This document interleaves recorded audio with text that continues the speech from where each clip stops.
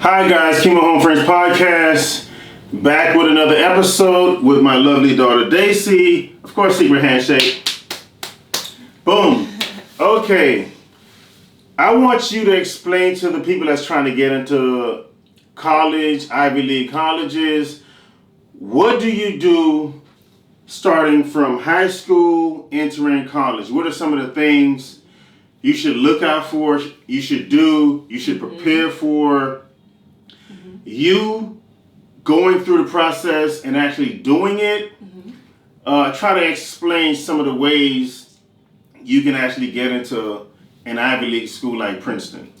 Awesome. Yeah, that's a really good question. I think that for me personally, Princeton had just always been my dream school, so I always knew that I wanted to go there. But going into high school, it wasn't that I was trying to do everything that I could just so that, I would get into Princeton. I was more so trying to just make it to where, regardless of where I applied, I would have a great application wherever I wanted to go. And I do think that I knew the importance of academics going into high school. I think that, you cannot, underestimate the importance of academics. I think that, nowadays, colleges, it's getting very competitive. So you do want to have, a really competitive GPA going into your college applications. But I also think that a lot of people don't think about, that schools like Princeton, they're kind of almost expecting people to have a good GPA when they apply to them. Right. So you really have to try to differentiate yourself from other people in that you're chasing after or doing things in high school that, these schools can see that you're really passionate about. When I joined high school, I think that I originally wasn't trying to just what club would Princeton like, or what clubs would Princeton like. I was more so trying to join clubs that I really liked and I was passionate about, because when it's time to write your applications, you're going to have to write about those clubs and write about why you like them, why they inspired you and things like that. And that's a lot easier to write when you're actually passionate about the things you do. So when I entered high school, I think I was joining clubs like speech and debate. I was in band all 4 years, the marching band and the symphonic band.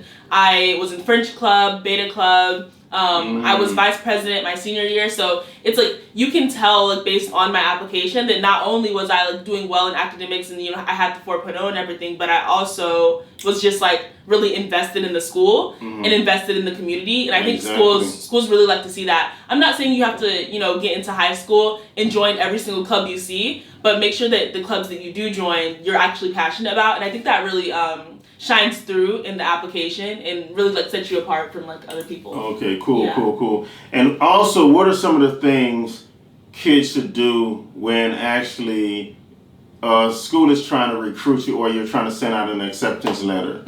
How should they go about doing that also?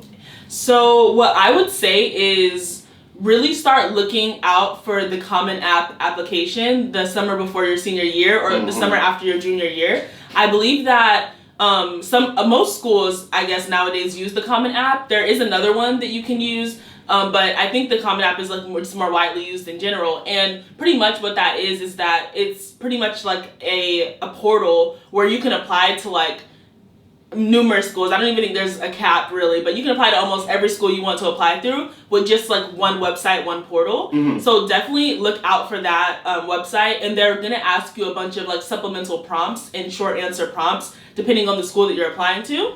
So pretty much with the supplementals and the short answers, those will vary school to school. So you'll have to write different short answer questions for every school, because no school is gonna ask you the same question. But you will have the same personal statement, the statement that pretty much describes your journey, your experience. You can submit that same, I think it's about 500 words, to every single college. So with all these essays that I'm talking about, I think that the real key to being successful in your journey is starting early. I think that a lot of people maybe wait until their senior year to really start thinking about college. But for people to be really ahead of the game, you have to start thinking about what you want to write, thinking about the story that you want to tell on your application, like that summer before, because when senior year starts, you're gonna have to deal with your graduation photos, all these different senior things that are going on in school. Maybe you're taking harder classes your senior year. So it's really important to take that summer before, where you're maybe not having that much to do, to really think about why do you want to apply to these schools. Why these schools specifically? Because a lot of schools will ask you that, why us? Why do you want to go here? So you need to start thinking about that, doing research on these schools, their values, so that when you write your essays, it's, more genuine and it comes across more like, showing why you're truly interested in the school. I also think that, with these essays, it's just really important to, I don't know, I guess I'm just saying it's just really important to not like rush it your senior year, because I think that if you start early, you can really get people to edit your essays, because, things like grammatical errors, like, just like little errors in your essay will really like make or break the essay. So I think you need to leave a lot of time for getting either if it's your parents, your teachers, your friends, someone to proofread your essay so that you can have different opinions, so that you have time to edit your essay as the school goes on.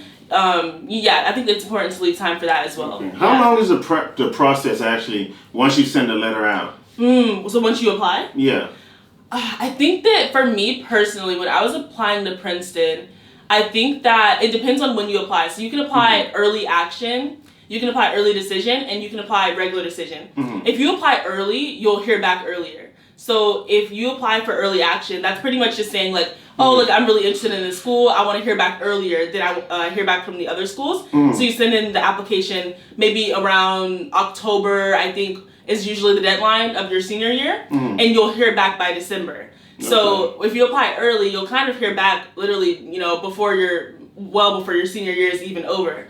For me personally, I applied regular decision to Princeton, so I applied in January, I sent in my application in January 1st actually, and there's this thing called Ivy Day, where all the Ivies release their decisions on the same day. So Princeton's, I guess the Ivy Day, they don't tell you if you get in until like April 4th, I think it is, if I'm not mistaken. So because I applied regular decision, I didn't find out that I got into Princeton until April. And that's pretty much like the end of your senior year. Versus like if you apply early, you could hear back as early as December. So it's really like kind of your own timeline. But like I said earlier, you can't really send in the application early if you don't start early. Because it's a lot, like the timeline is a lot more constricted, and you have a lot less time to get your stuff together. So I would really recommend starting in the summer if you're planning on applying early. And even if you wait until regular decision, it's still good to start early and get that ball rolling, because once senior year starts, I just feel like it flies by. So yeah. Okay, and another question. Okay,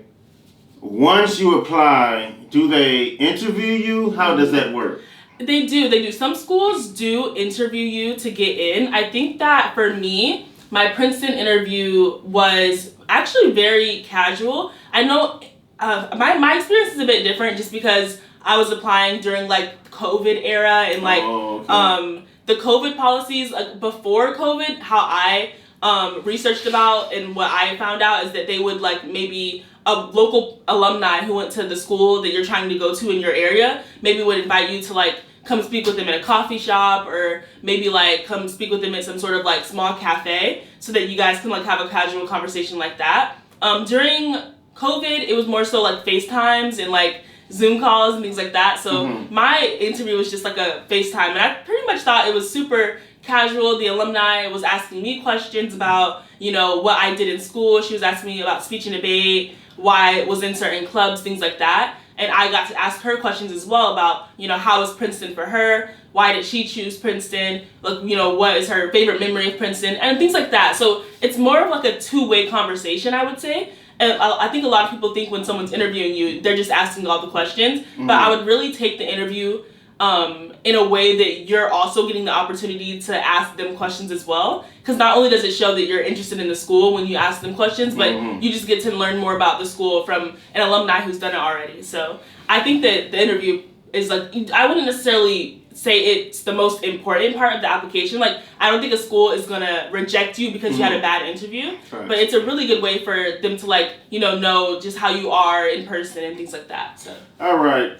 Kids, if you're trying to get into an Ivy League school, these are some of the things you're going to have to do to get into the school. They don't only look for GPA. You have to be an all-around student. Like I said, debate clubs, bands, anything you can think of, because you have to bring value to an institution. The word value. I'm not saying you can't get in, but they really look for value. All right, we'll be back